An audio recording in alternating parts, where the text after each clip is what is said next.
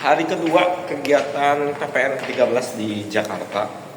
Ini gua dengan Mas Firman. Mana Mas Firman? Mas Firman. Kita satu kamar. Jadi dalam satu kamar itu ada gua, Mas Firman, Imam Budiman sama Mas Ihsan. Kita satu kamar, jadi isinya 4. Nah ini kita lagi OTW ke parkiran depan. Mau sarapan, tapi sarapannya langsung di tim katanya. Oke, kita apa namanya? Sampai gue. Iya, ini hari Jumat. Nih, ya kita ketemu lagi dengan kok nggak kelihatan ya? Oke, ini dengan Mas siapa Mas? Alif Hidayat. Oh, Mas Alif Hidayat. Gimana hari kemarin, hari yang pertama? Menyenangkan? Menyenangkan. Itu semalam apa? PPT. Pertemuan penyair tidur. Tidur PPT. Iya, kemarin semalam ya.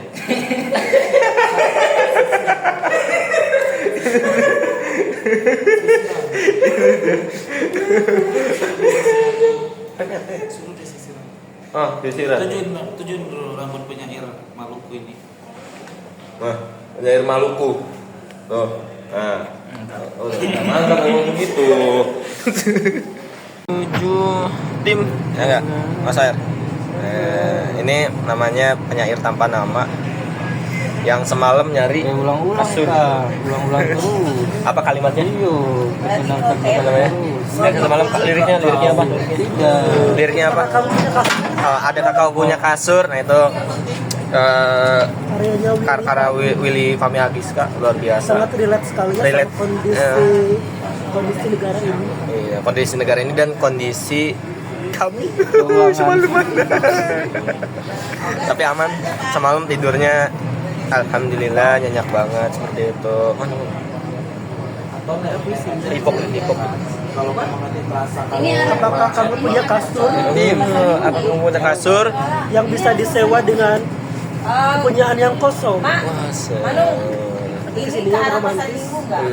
Aku punya cinta tak berwaktu. cari yang dekat dengan pasar minggu. Lama tak bisa tidur. Judulnya Di mana yang dekat dengan pasar minggu? oke, kita Apa pasar di mana? gimana kita nanti malam kayaknya kan ada panggung Apresiasi. apresiasi. Kita kemungkinan nanti malam kita akan lihat Mas penyair tanpa nama ini akan tampil Aku di nggak atas siap, panggung. aku nggak Ya, siap untuk tampil. nanti ya, tunggu videonya ya.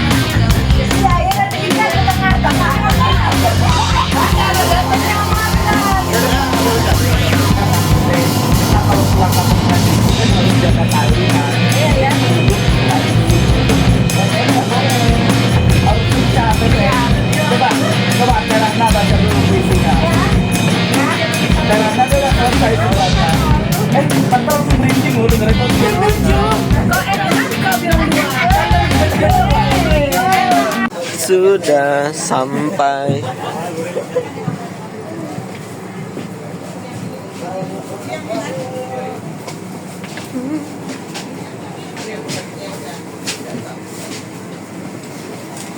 Beriu.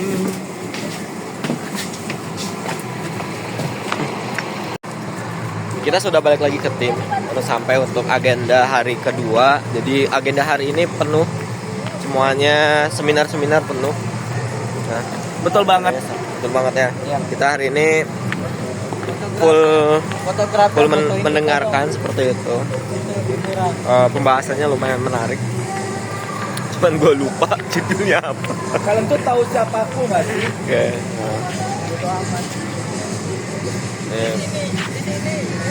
Ini penyair yang satu Muhammad Dafa, yang satu Firman, yang motoin penyair fenomenal semesta alam ini. Kita lanjut.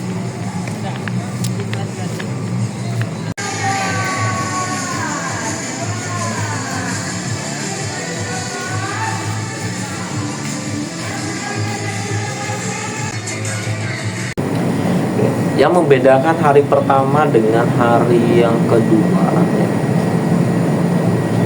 adalah kita di hari yang kedua ini lebih banyak kegiatannya tentang seminar seperti dari sekitar jam 8 deh.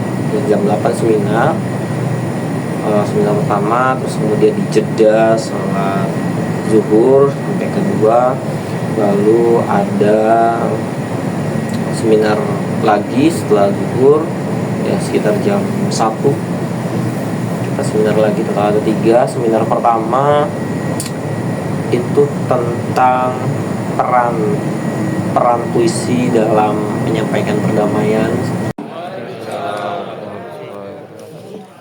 Rasa-rasanya kurang kompak. Kita sekali lagi.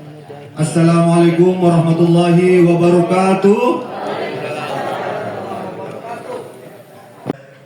Sekarang sudah menjadi sebuah negara yang mengamalkan undang-undang syariah. Artinya kalau di Malaysia dulu memang menjadi satu masalah apabila Kelantan menyuarakan untuk mengadakan undang-undang hudud, yaitu kalau ada mencuri potong tangan dan seumpamanya. Tetapi walau bagaimanapun di Brunei Darussalam dari segi undang-undang ini belum dapat dilaksanakan, masih lagi menggunakan 2, yaitu undang-undang syariah dan undang-undang sivil. Yang menulis adalah untuk menyuarakan kesenangan, kedamaian, kecintaan. Kalau bukan pada dirinya sendiri, tentu pada orang lain. Tak ada orang menulis untuk merusuh atau menghamburkan rasa kebencian dan sebagainya. Ya, tentu saja itulah intipati yang diberikan ataupun niat. Kemudian yang kedua seminar tentang mencari model penghargaan ya, jadi model penghargaan bentuk hadiah maupun piala ataupun sayembara ataupun anugerah itu pada intinya mungkin bukan pada, mohon maaf, uang, piala, sertifikat, piagam, tapi bagi kami kalau dari sudut pandang saya pribadi yang yang mau tidak mau sudah ada di instansi pemerintah, itu bukan sekedar semangat fisik yang diwakili oleh sertifikat atau uang, tetapi adalah apresiasi. Oleh karena itu ketika kami menginisiasi adanya bantuan pemerintah untuk komunitas sastra, komunitas literasi, tokoh sastra, tokoh pegiat pelestarian bahasa daerah, kami katakan ke rekan-rekan bahwa ingat, ini bukan bantuan, apalagi kalau istilahnya bantuan itu terkesan kamu membutuhkan, aku. Satu catatan pengalaman Malaysia. Jadi saya di sini untuk berkongsi ya sedikit pengalaman tentang hadiah ataupun penghargaan yang diberikan kepada sastra di Malaysia. Kebetulan saya juga ada menulis tentang ini untuk dibukukan di Malaysia tentang hal ini. Di samping saya sendiri juga secara langsung terlibat dalam kebanyakan hadiah-hadiah yang diberikan itu. Jadi sebagai panel penilai hampir ke semua kecuali Anugerah Sastra Negara di Malaysia. Saya juga dalam Mastra sebelum ini. Anggota Mastra Malaysia selama 5 tahun ya. Jadi kami kalau di Malaysia itu satu penggal 5 tahun ya. setelah itu ditukar, digilir-gilir orangnya. Jadi memberi peluang kepada ramai orang ya. Baik, saya ingin bermula dengan pendahuluan tentang Kan hadiah atau anugerah sastra ni. Kalau kita tanya kepada penulis-penulis, kamu mau hadiah? Tentu secara murni mereka kata kita menulis bukan kerana wang, bukan kerana ada. Kita menulis kerana sama-sama KS. Tapi ini adalah merupakan tanggungjawab masyarakat pembaca atau masyarakat keseluruhannya, bahawa kita ada penulis-penulis, tapi kalau kita biarkan mereka begitu adalah satu kerugian besar. Jadi sebab itu mengapa kita harus memberikan penghargaan? Kenapa? Kalau kita tidak memberikan penghargaan, bermakna kita masih lagi tidak memahami tentang kepentingan kesusastraan dalam kehidupan dan pembangunan negara dan bangsa. Itu yang saya rasa penting kita angkatkan maruah. Sebab sejauh ini sastrawan merupakan manusia yang Seminar sesi 1 dan sesi 2 sangat menarik tadi pembahasannya tentang, apalagi pas ketika membahas tentang penghargaan sastra di Indonesia, Malaysia dan Singapura seperti itu, di mana yang menurut saya agak tergelitik gitu adalah ada penghargaan yang dilakukan oleh Malaysia dan ternyata ide penghargaannya dari Indonesia, tapi Malaysia berhasil merealisasikan ide tersebut dibandingkan Indonesia seperti itu. Ya, gitulah. Ya, termasuk yang kocak adalah tadi. Yang kocak tadi adalah ada Mas Yusuf ya atau siapa lupa saya. Dia menang hadiah, tapi hadiahnya nggak nyampe. Ditanya langsung. Oke, kita lanjut ke sesi berikutnya.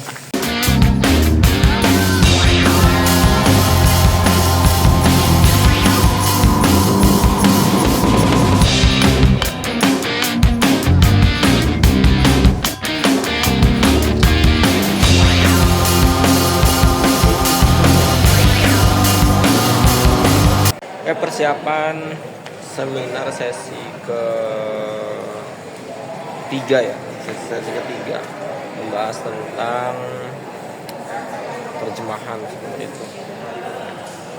Tentang bahasa serumpun. Nah, bagaimana penerjemahan di masing-masing negara? Nah, itu tadi yang saya katakan. Bayangan saya ada 8 orang, ada yang dari Indonesia Pak Maman, ada Pak Zefri dari Brunei, nanti akan ada dari Malaysia dan lain.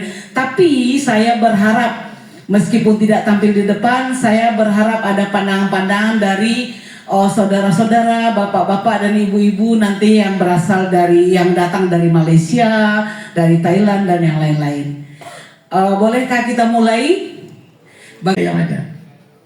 Dan di masa ini kita juga berdepan dengan masalah-masalah media yang memaparkan banyak bahan kesusastraan tetapi tidak diberikan satu aplikasi ataupun satu induksi sebenarnya tentang apa kepentingannya dan bagaimana ia boleh dimanfaatkan. Orang bercakap tentang pantun, maka semua orang mau berpantun. Orang bercakap tentang syair, maka semua orang mau syair. Orang mau bercakap tentang sajak, semua orang mau bersajak. Priainya Dongeng Duku Faruk Ahmad Tohari atau para priai Umar Khayyam, ada pertanyaan besar di situ. Bagaimana mungkin novel Korea itu bisa mendapatkan hadiah Nobel? Nah, ini berkaitan dengan problem penerjemahan.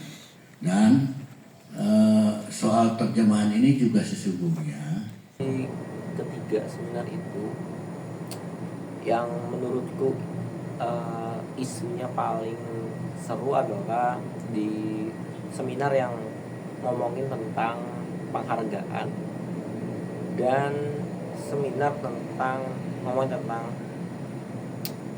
terjemahan seperti itu atau penerjemah. Jadi secara umum dulu ya, secara umum ketiga seminar ini ujungnya adalah tentang peran negara yang masih apa ya, masih ragu-ragu lah, halusnya masih ragu-ragu.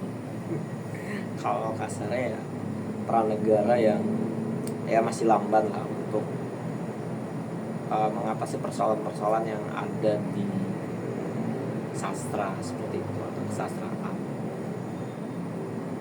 terutama yang tentang penghargaan sastra seperti itu. Gue baru tahu ternyata apa namanya, Malaysia itu, jadi Malaysia itu kan banyak sekali penghargaannya, jadi model-model penghargaan dijabarkan seperti itu. Oh ya, gue jelasin dulu. Jadi pemateri itu di penghargaan ada yang dari Indonesia seperti itu, kemudian ada yang dari Malaysia dan Singapura. Nah, yang Malaysia itu banyak sekali, bahkan jauh lebih banyak dibandingkan Indonesia. Sedangkan Singapura ya hampir mirip-mirip dengan kita seperti itu. Cuman dia kalau diurutkan berarti urutan ketiga. Kalau menurut versiku ya, kalau misalkan diurutkan. Nah, namun fun fact-nya atau faktanya di Malaysia itu penghargaannya ada penghargaan berupa sastrawan negara seperti itu. Jadi sastrawan negara ini apa ya cocoknya ya? Kita sebut sebagai PNS-nya sastrawan. Jadi sastrawan negara ini adalah sastrawan yang diberikan ya tunjangan hidup lah seperti itu, semacam tunjangan hidup. Nah, itu berhasil dilaksanakan di Malaysia seperti itu. Dan total hadiah di setiap model penghargaan yang ada di Malaysia itu jauh lebih besar dibandingkan di Indonesia. Nah, faktanya yang tadi saya sebutkan tentang penghargaan sastrawan negara itu adalah idenya dari Indonesia. Menurut lu kocak kan?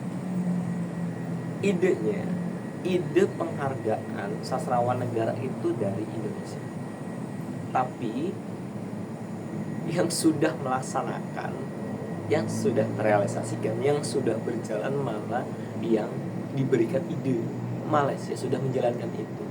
Sedangkan Indonesia yang punya idenya, yang menyampaikan idenya sampai sekarang belum terlaksana, belum terrealisasikan seperti itu. Ya tahulah bagaimana birokrasi di Indonesia itu agak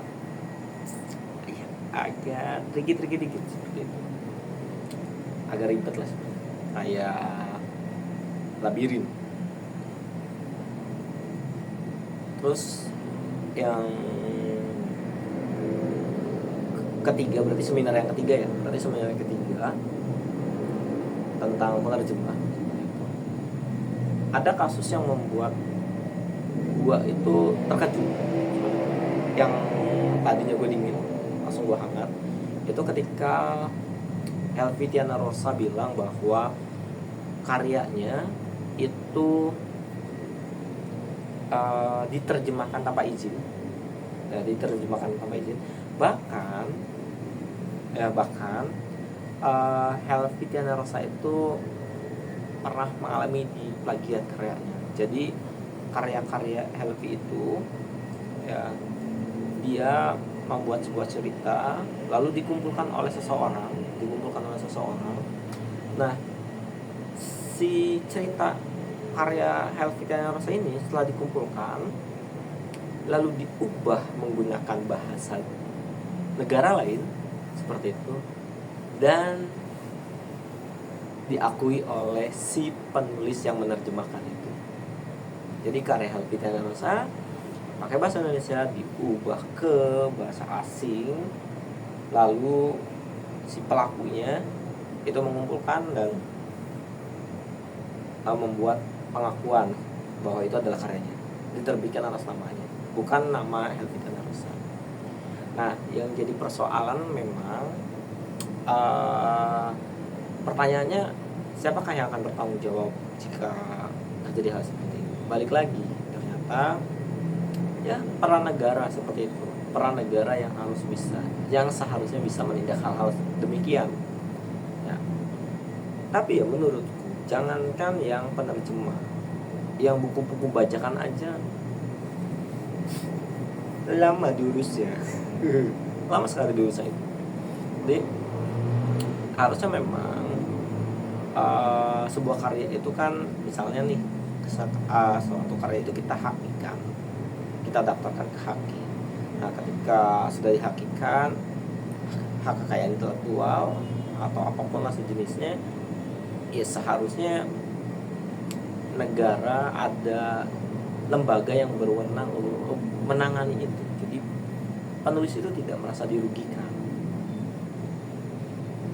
Nah itulah kenapa penerjemah di negara ini tidak berkembang. Sekarang baru lanjut ke kegiatan panggung penyair. Jadi nanti di panggung itu ada beberapa penampilan, sekaligus juga ada orasi budaya dari Wakil Gubernur DKI Jakarta seperti itu. Lalu nanti akan diisi dengan penampilan baca puisi dari negara-negara tetangga. Lalu ada, kalau tidak salah, ada musikalisasi puisi juga. Jadi nanti gue akan coba videokan, gue klip video-video pendek aja ya seperti itu. Karena di dalam memang kita tidak boleh mengganggu kenyamanan guys, karena seru banget di dalam. Oke.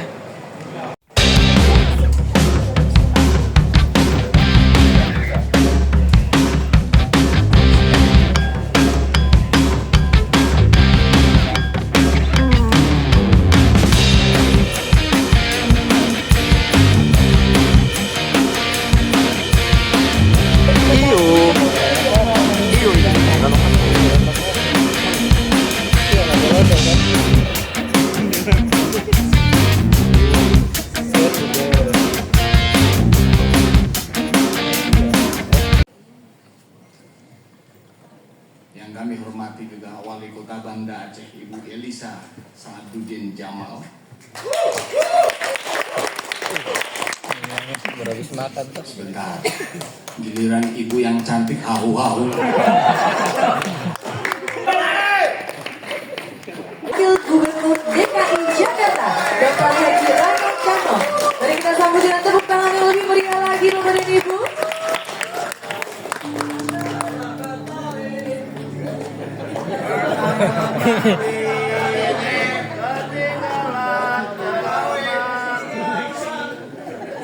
Assalamualaikum warahmatullahi wabarakatuh. Salam sejahtera untuk kita semua. Om Swastiastu, Namo Buddhaya, salam kebajikan. Wajib hukumnya bagi siapapun di Jakarta ini mengawali dengan pantun. Ngobrol bareng teman sambil makan cuanki. Dilanjut ngemil sepiring tahu isi. Malam hari datang ke Taman Ismail Marzuki. Saksikan para penyair beraksi dan berekspresi. Yang saya hormati Kepala Dinas Kebudayaan Provinsi DKI Jakarta Pak Miftahul Huda Tamari, Kepala Dinas Perpustakaan dan Kearsipan Provinsi DKI Jakarta Pak Nasruddin Djoko Suryono, sahabat saya, surprise saya beliau hadir, Wali Kota Banda Aceh Ibu Elisa Saduddin Jamal, ternyata juga pembaca puisi loh ya. Para delegasi negara sahabat, Dewan Kurator Bapak Maman, Dewan Pengarah Bapak Imam Arif, Ketua Panitia Pak Ahmadin, dan para penyair, tentu saja Ketua Koordinator Staf Khusus Gubernur Bapak Profesor Firdaus Ali. Izinkan saya membacakan orasi budaya. Tadi saya bingung apakah saya harus membacakan sambutan. Saya masih seorang seniman, jadi saya masih pantas membacakan orasi budaya.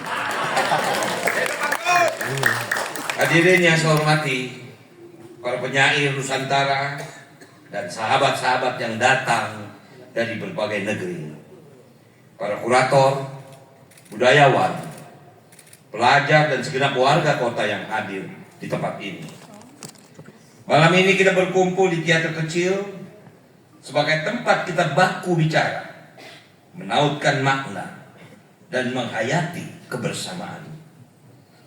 Kita berkumpul bukan sekedar demi sebuah perhelatan, tapi juga untuk memperbaharui janji bahwa Jakarta selamanya akan menjadi kota yang bersedia mendengar, kota yang sanggup menampung perbedaan, kota yang sudi menjadi rumah bagi siapa saja yang datang, membawa niat baik sambil membacakan bait-bait puisi. PPN yang ke-13 menjahit harinya di Jakarta sejak kemarin hingga lusa mendatang. Perjalanan yang kita lakukan tentu bukan sekedar agenda ataupun mata acara, melainkan koreografi yang mengingatkan kita bahwa kota ini dibangun oleh persekutuan antara seni pertunjukan, literasi, ruang publik, dan kearifan bahasa. Di kota ini, puisi selalu punya bangku kosong untuk siapapun yang ingin duduk. Jakarta tidak pernah selesai menulis dirinya.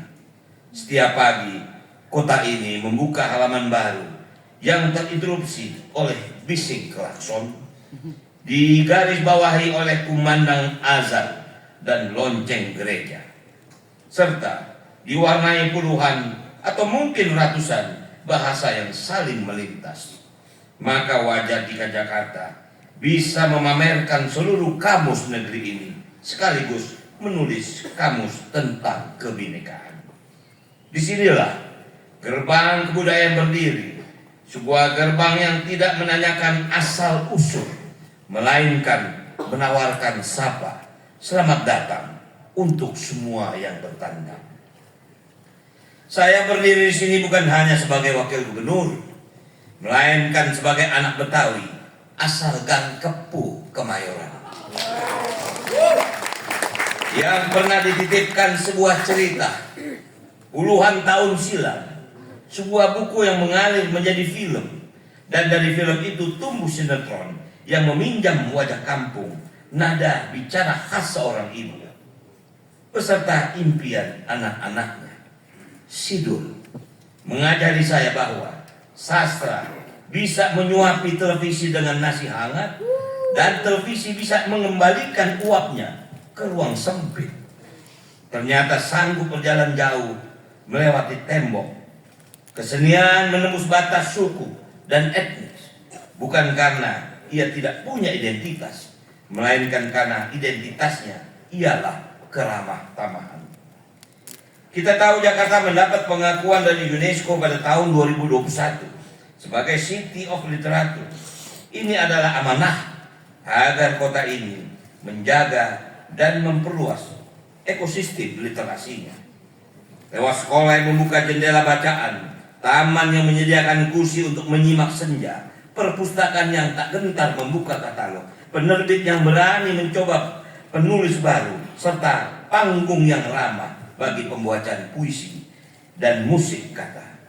Di antara matrik ekonomi, konektivitas, dan inovasi, ada satu yang sering dianggap lunak, padahal tulang belakangnya kokoh dan tegak, yakni pengalaman budaya atau cultural experience.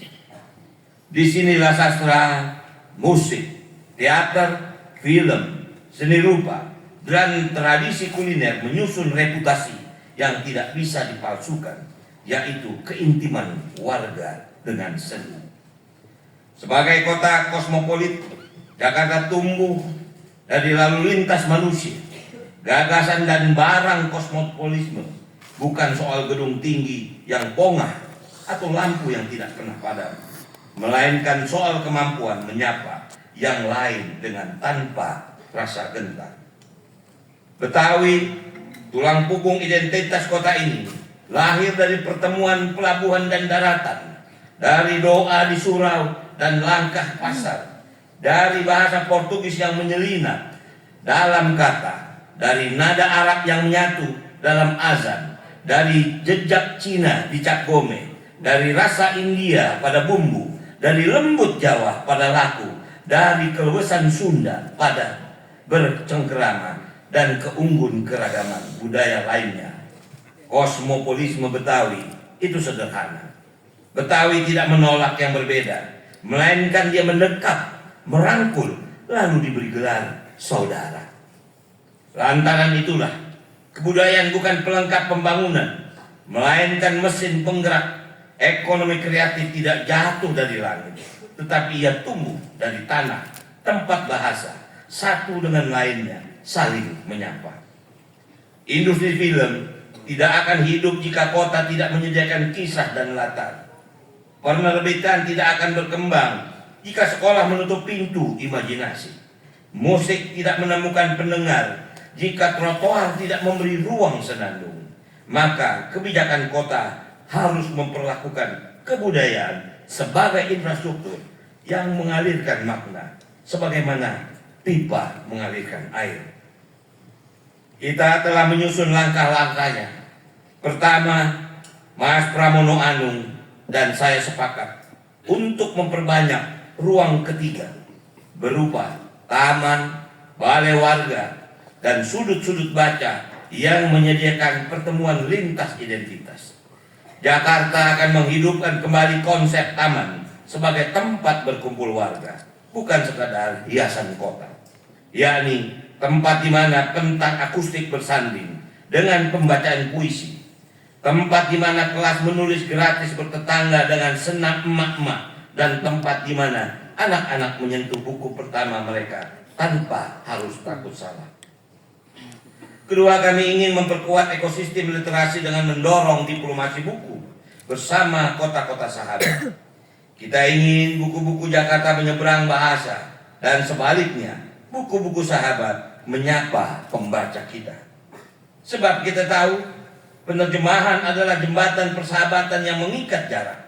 Jakarta menggarisbawahi pentingnya penerjemahan dalam kebijakan penerbitan agar karya sastra kita dapat hidup dalam banyak lidah. Ketiga, mendukung perancangan model penghargaan sastra yang kredibel dan inklusif. Penghargaan bukanlah puncak podium semata, tetapi ia adalah sistem yang memacu kualitas, membangun perbincangan, dan memberi kalender bagi publik untuk menantikan karya-karya terbaik. Workshop, kurasi, dan diskusi publik mesti menyertai penganugerahan, bukan sebagai seremoni, melainkan proses belajar terus-menerus. PPN ke-13 menempatkan perbincangan ini secara khusus agar kita tidak lelah merumuskan cara-cara yang adil untuk merayakan mutu. Keempat, menguatkan diplomasi budaya. Di forum ini kita menyebut ASEAN dengan nada akrab. Kita ingin puisi menjadi duta yang paling fasih karena ia bisa menyeberang tanpa membutuhkan visa. Puisi selalu berhasil meluluhkan cuaca yang tak bersahabat. Tema puisi untuk persaudaraan dan perdamaian kita, bahwa sebagai kompas supaya kata-kata tidak menjadi pisau melainkan jembatan, dan upaya baik-baik tidak menyulut bara melainkan meredakan api. Kelima, menegakkan akses sebagai kata kunci dari penginapan para peserta hingga bus Transjakarta yang membawa kita berpindah lokasi, dari punggung yang dibuka di tim hingga perpustakaan yang memeluk kita di Merdeka Barat, dan dari puncak Monas yang mengajak kita memandang kota sebagai teks terbuka hingga malam penutupan di Badan Bahasa yang menyimpulkan kalimat. Maka PPN 13 membuktikan bahwa kebudayaan butuh logistik yang rapi. Kota yang peduli seni adalah kota yang cermat mengantar senimannya naik ke atas panggung. Hadirin yang berbahagia, kebudayaan memperkuat Jakarta sebagai kota global bukan karena kita ingin terlihat di mata dunia, tapi karena di sanalah marwah kita sebagai manusia dirawat. Global bukan berarti seragam, tapi global justru berarti mampu bertukar tanpa kehilangan jati diri. Kita menampung festival film internasional, pameran seni rupa, Biennale, hingga konser musik dunia. Namun di saat yang sama, kita menjaga gambang kromong tetap bernapas, lenong tetap berkelakar, palang pintu tetap mengajarkan adat, dan kuliner Betawi tetap menanak aroma di gang-gang kecil.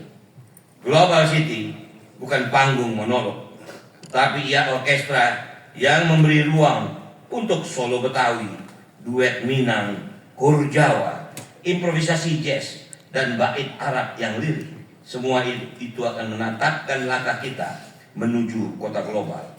Karena dunia akan percaya pada kota yang juga percaya pada warganya, dan warganya akan percaya pada kotanya yang percaya pada imajinasinya. Hadirin yang saya muliakan, tidak lupa kita akui bahwa kemajuan tidak selalu berjalan mulus. Ada saat-saat ketika situasi politik dalam negeri mengganggu harmoni. Namun kota ini bersama masyarakatnya berkali-kali membuktikan ketabahan, kesadaran warganya, dan kerja keras kita semua membuat Jakarta tetap tolok ukur bagi banyak perihal. Seniman di banyak tempat masih menyimak Jakarta, bukan untuk meniru, melainkan untuk berdialog. Maka wajar jika PPN 13 mempercayakan panggung ini kepada Jakarta, bukan karena kota ini sempurna, melainkan karena Jakarta selalu bersedia belajar dan menyerap pengetahuan dari siapa saja. Kepada para sahabat dari Malaysia, Brunei Darussalam, Singapura, Thailand, juga dari negeri-negeri sahabat lain yang hadir di forum ini, terima kasih telah membawa suara dan aksara dari seberang. Di sini, di antara kita, segala aksen menjadi mungkin, segala diksi punya ruang. Mari kita perkuat kerjasama, dan mari kita tulis proyek bersama berupa antologi, festival lintas kota, pertukaran residensi, dan pembacaan bersama di ruang publik. Sebab diplomasi budaya adalah seni bertukar yang paling indah, di mana tak ada yang kehilangan karena semuanya memperoleh, mendapatkan. Pada akhirnya saya ingin kembali ke kalimat pembuka, bahwa Jakarta adalah kota yang bersedia mendengar. Jika puisi adalah telinga, maka Jakarta adalah kepala yang tak segan menunduk agar bisa menyimak lebih dekat. Bila selama ini kota berlari dengan peta infrastruktur keras, biarlah Jakarta melengkapi langkahnya dengan peta infrastruktur makna. Kita bangun jembatan baja, tapi jangan lupa membangun jembatan kata. Kita dirikan gedung tinggi, tapi jangan lupa menumbuhkan pohon metafora. Kita sibuk mengukur panjang jalan, tapi jangan lupa mengukur dalamnya perasaan yang menyusuri setapak di atasnya. Maka marilah kita teruskan PPN 13 ini dengan tekun, sambil terus bergembira, nikmati setiap bait dan jedanya. Mari rangkum perbedaan seperti kawan lama yang baru tiba. Dan ketika nanti kita turun dari panggung, jangan biarkan puisi kembali menjadi barang mewah di rak-rak sunyi. Biarlah dia hidup di jalan, di poster yang menahan panas matahari, di pengumuman kecil di meja kelurahan, di stiker-stiker anak sekolah, di layar ponsel yang mengantuk pada sebuah bus malam yang telah menjelaga. Sebagai penutup, izinkan saya menyampaikan pantun makan soto lengkap pakai koya. Dinikmati dengan semangkuk nasi. Mari dukung para sastrawan terus berkarya, perkuat citra Jakarta jadi kota literasi. Terima kasih. Assalamualaikum warahmatullahi wabarakatuh.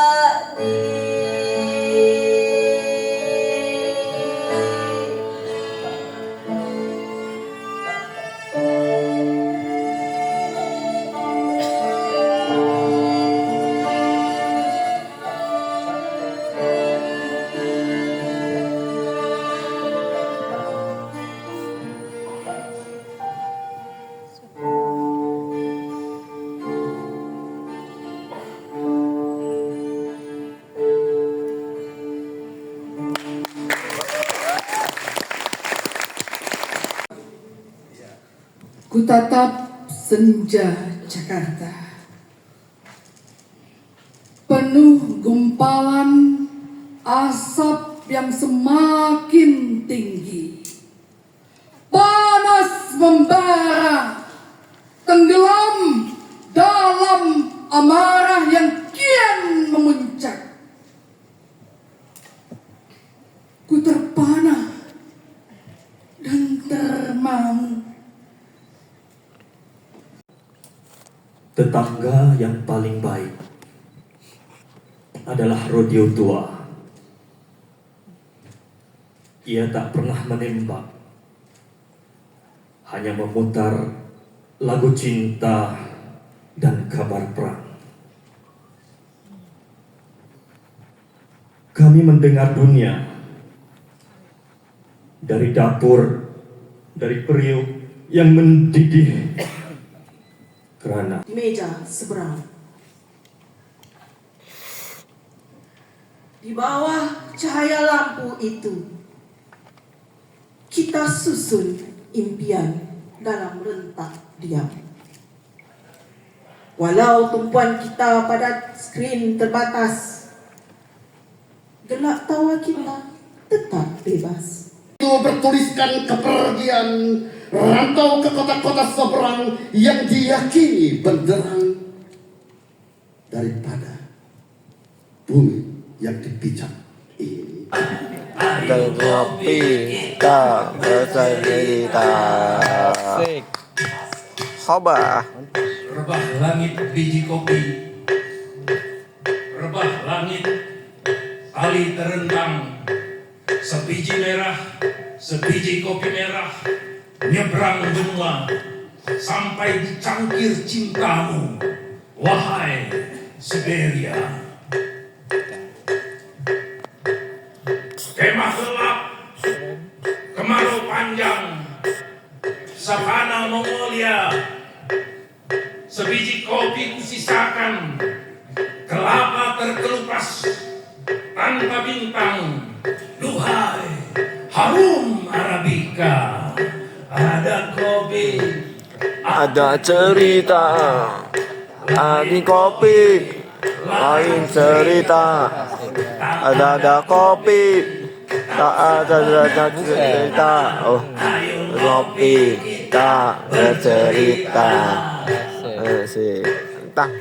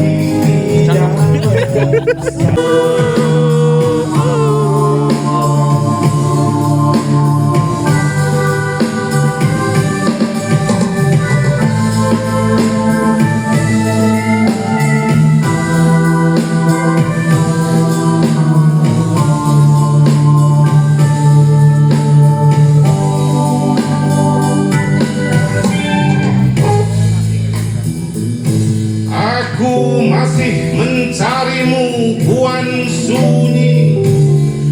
Sungguh jauh dan berliku alamat yang kau beri. Aku rindu tak sampai. Adakah kau? Ini adalah makanan kita di hari kedua PPN. Hari pertama beda. Nah ini dia makanannya kayak biasa. Ada jeruk supaya sehat. Ada kerupuk biar nggak garing. Apa lagi sih? Apa ini? Oh, ini ada ayam, ada telur, ini nasi, ada sambal. Nah gitu aja sih makanannya. Tapi enak, nggak apa-apa. Daripada nggak makan. Enak. Enak banget.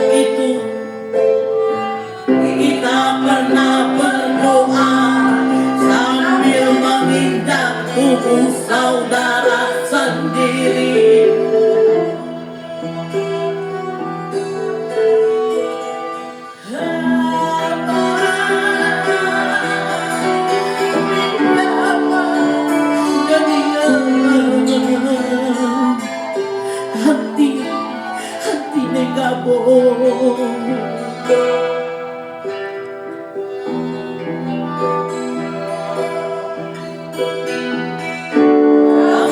bukan kabar burung yang ditembak jatuh. Ia suara ibu yang tak habis air matanya menganak nasi bagi orang-orang yang membakar dapurnya.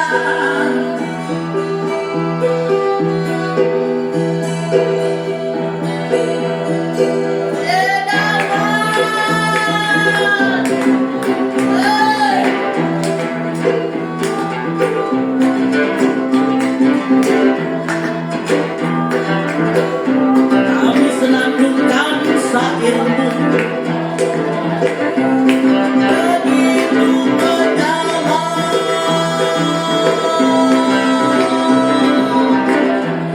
Dan waktu menambahkan arah jadi abu sunyi.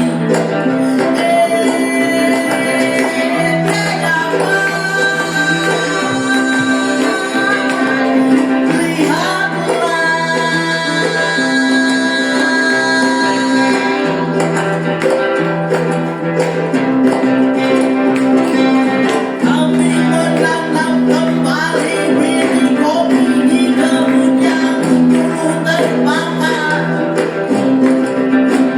oleh tangan berparang. Ini menggenggam pipi dan penuh nurani.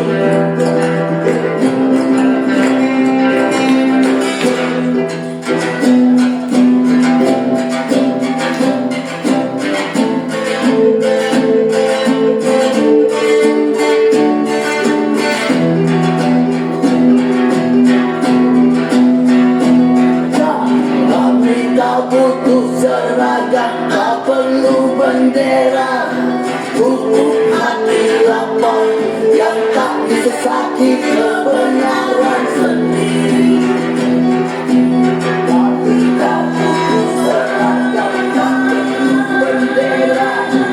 Untuk hati lapar yang tak disesaki kebenaran sendiri.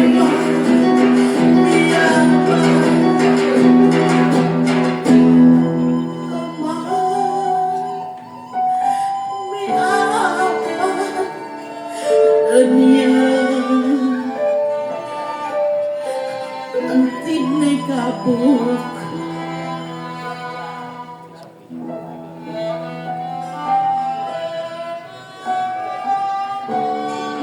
Syair ini adalah peluk hangat bagi tangan-tangan pembidik negeri.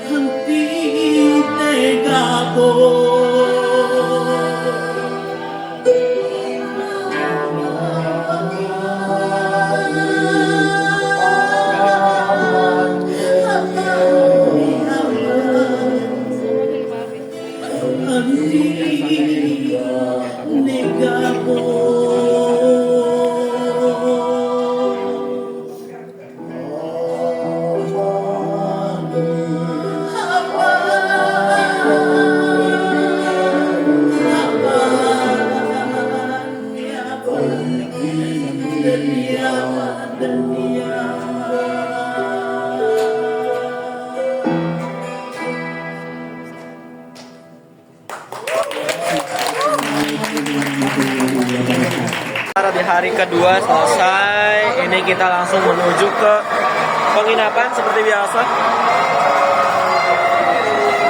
Sudah selesai menuju penginapan, kita tidur nyenyak.